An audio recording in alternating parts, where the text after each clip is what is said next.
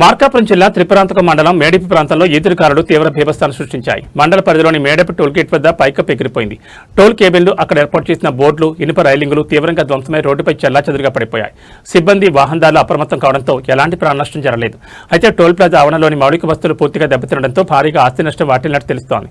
సమాచారం అందుకున్న టోల్ యాజమాన్యం, స్థానిక యంత్రాంగం క్రేన్ల సహాయంతో రోడ్డుపై పడిన వ్యర్థాలను తొలగించి ట్రాఫిక్ను క్రమబద్ధీకరించారు. స్థానిక ఎమ్మెల్యే తాటిపత్తి చంద్రశేఖర్ ఘటనాస్థలాన్ని పరిశీలించారు.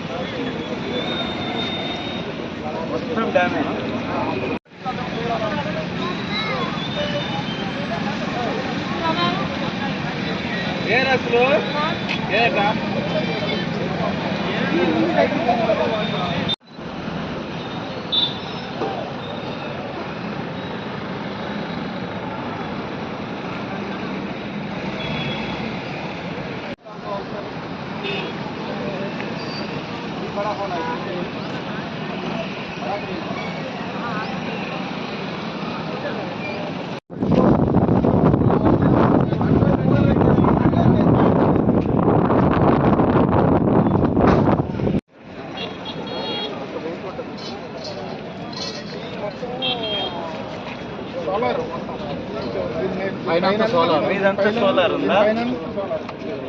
చాలా డ్యామేజ్.